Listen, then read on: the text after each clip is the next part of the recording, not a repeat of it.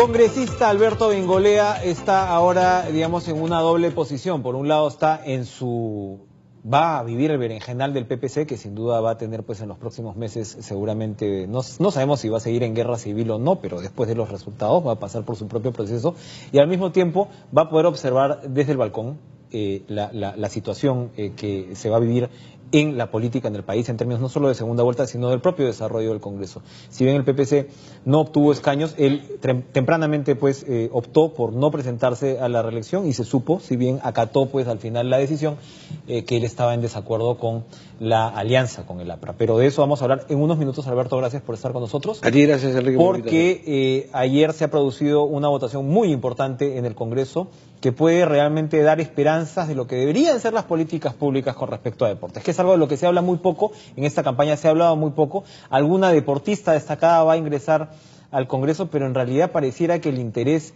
de los políticos no va por ahí, ¿no?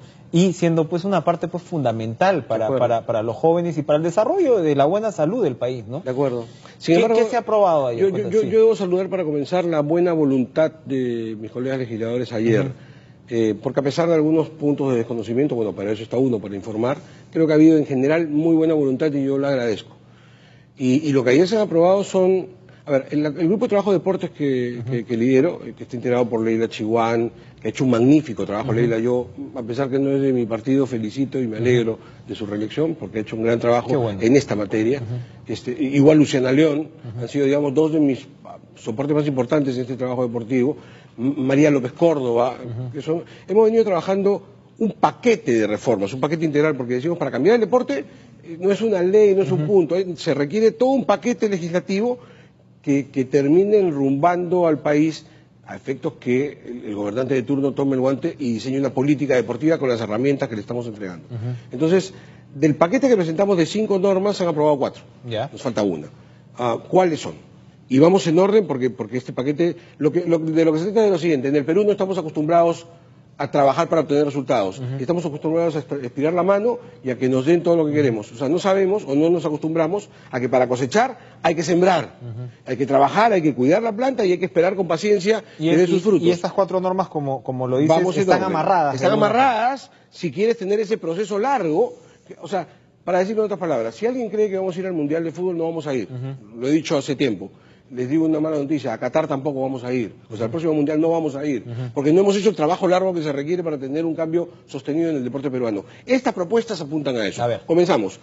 Educación física en los colegios. Ya lo hemos conversado alguna vez, creo, hace mucho tiempo la educación física no desapareció de la currícula, desaparecieron los profesores de educación física. Es decir, en los colegios estatales ese horario se utilizaba para muchas cosas. Ya no era obligatorio tener al profesor de educación física. No, entonces, ubícate en los 80s. Claro. Había una gran crisis económica, el Estado tenía que ahorrar por todas partes. Vencían los contratos de los profesores de educación física. ¿A quién le renovabas? ¿Al de matemáticas o a la de educación física? Entonces, poco a poco fueron saliendo del sistema. Cuando llegamos a los 90 ya no habían, obviamente al no haber posibilidad de trabajo las facultades dejaron de ofrecer y nos quedamos con que el país no vota suficientes profesionales en la materia y no existían en el número que se requería para los colegios. Aquí se recuperan entonces, por un lado. Este gobierno ya comenzó un programa de recuperación que yo saludo, nos costó un montón de debate, al final se logró incorporar y este gobierno, yo lo reconozco, este gobierno comenzó el proceso de cambio. Ahora hay que reconocer pues que al presidente Humala se le ve corriendo, o sea, muchas veces el interés también viene por el que practica deporte, ¿no? De repente Enrique, no podemos decir lo mismo. Sin mezquindades. Tú sabes que yo soy un duro crítico de esta gestión, pero debo reconocer que en materia deportiva es el presidente que más ha trabajado en los últimos 40 años. Interesante. Y ahora está a punto de coronar. Yo lo convocaría porque sé que hay algunos que están haciendo algunas críticas.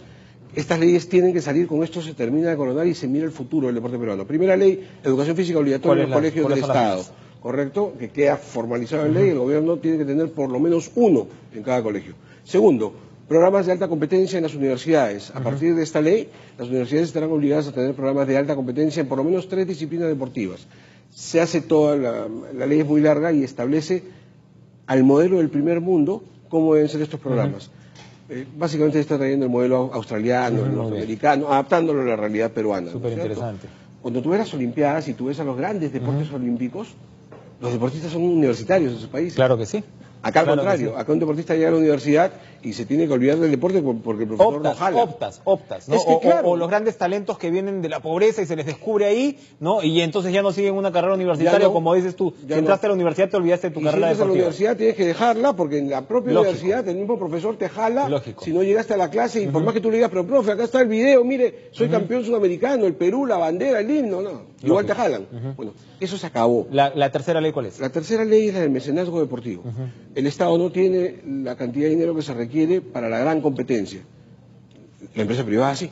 Estamos dando una ley como tiene Colombia, como tiene De Chile, beneficios como tiene tributarios Ecuador, a quien sea mecenas.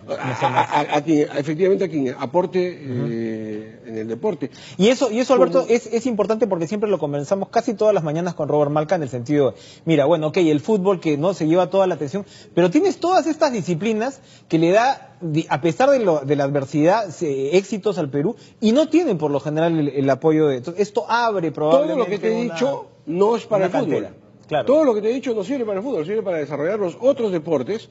Hace poco nada más veíamos las Olimpiadas y decían, qué barbaridad, Colombia, cuántas medallas, cómo nos ha sacado ventaja Colombia. Mecenazgo. Claro, Colombia tiene una ley de mecenazgo, Colombia tiene incentivos en las universidades, Colombia tiene una buena formación desde la niñez, nosotros no tenemos nada. ¿Cómo van a competir los nuestros así? Y la última que se ha aprobado, sí más bien apunta al fútbol, que son modificaciones a la Ley General del Deporte que apuntan a 3 modificaciones rápidas. La obligatoriedad de un registro deportivo para ordenar la casa, para formalizar el deporte, esto es para todas las disciplinas. Segundo, más pensado en el fútbol, se está reglamentando todo lo que son las figuras de fusiones empresariales que se han utilizado por malos dirigentes para estafar a medio mundo y continuar como si nada pasara, eso ya no va a ocurrir más. Y la que más llama la atención, estamos democratizando la asamblea de bases de las federaciones para evitar que pequeños grupos, en el fútbol hoy día los departamentales, son 24 señores que tienen todo el poder y que hacen lo que les viene más o menos en gana.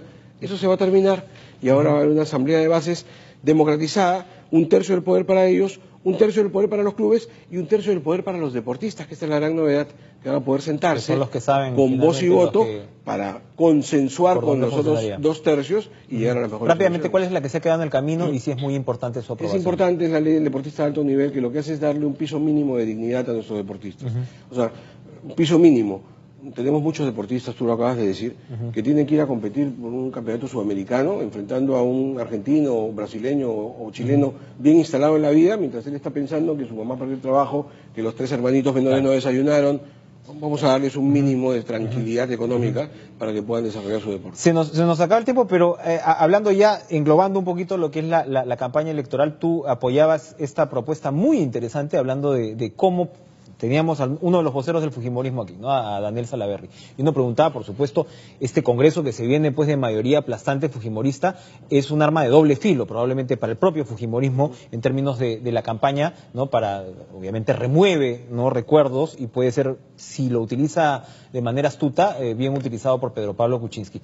Pero, ¿no? Se dice, oigan, ¿por qué no de una vez el fujimorismo da la luz verde, para usar el término, para que se elija al Contralor y al Defensor del Pueblo en este Congreso que termina, lo cual, digamos, garantiza un factor de independencia en una designación? Si bien el Congreso ha pecado hasta ahora en no poder nombrarlos por falta de consenso, me decías tú, sería pues una señal importante de decir, bueno, yo le dejo a este Congreso esa tarea y me comprometo a darle el apoyo con los votos de mi bancada. Hoy, con el impulso del fujimorismo, ese consenso se podría lograr, hoy. ¿Y por qué es importante? Porque el defensor del pueblo es el que garantiza los derechos ciudadanos, es el que vela por nuestros derechos para evitar que haya abusos en el tema de derechos humanos. El Contralor de la República es el que controla el gasto público de las autoridades, un tema fundamental contra la corrupción. Pregunta, ¿el próximo Congreso, con esa aplastante mayoría, va a nombrar a su Contralor? O sea, yo nombro con mi mayoría al que me va a controlar a mí, por favor, ¿no es cierto? Un buen mensaje sería, hagámoslo ahora. Es decir, si el fujimorismo está diciendo que ha dejado atrás el pasado autoritario, lo lógico sería dar un mensaje tan potente como ese. A ver, dennos un mensaje claro, que los voceros fujimoristas, en vez de estar declarando lo que han declarado con tan poco tino en las últimas semanas, más bien se preocupen en decir, ok, nombremos al defensor del pueblo. Ya se está hablando de que quede el actual defensor, que ha hecho una buena tarea, ¿no es cierto? Contralor General de la República. Alguien me decía, no, porque eso es una propuesta del presidente, el presidente tiene que proponer una terna. Bueno, perfecto, Yo prefiero que la terna la proponga Ollanta-Humala a que la proponga un eventual gobierno fujimorista. ¿No es cierto? Porque es la mejor manera de estar todos tranquilos de que te va a controlar alguien que de verdad te va a controlar y no un amigo que estás poniendo. Una lógica con mucho peso para una campaña como la que vimos. Se nos acabó el tiempo, Alberto, pero te quería preguntar, en octubre más o menos se espera, según lo que hemos conversado con Raúl Castro, que sean las elecciones internas del PPC, ya sabemos cuál es la situación que atraviesa el partido. ¿Usted se va a presentar a la presidencia? Creo que hay temas más importantes que discutir que quién va a ser el presidente. Pero eso no dicen en el PPC, ¿eh? No, eso lo digo yo. Les parece muy importante. Eso lo digo yo. Me estás preguntando a Alberto Bengolea. Está buena la toreada. Es que escúchame, es que ¿qué cosa tenemos que pensar? Yo quiero discutir sobre proyectos.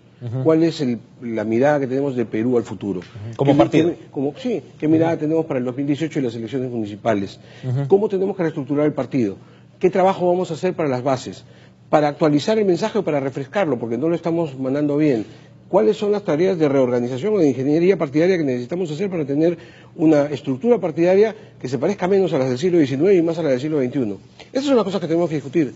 Los nombres ya los veremos luego, pero esas son las grandes discusiones que yo espero para las próximas semanas al interior de mi partido. Muy bien, Alberto Bengolea nos ha acompañado esta mañana. Hemos tocado pues una variedad de temas, importantes modificaciones legislativas en política deportiva, que es casi algo que no se escucha, política deportiva. Así que bueno, gracias por estar con nosotros y traernos estas buenas nuevas. Falta que el presidente Humala firme los... Que haga footing para firmarla. Gracias por estar otra vez con nosotros, Alberto.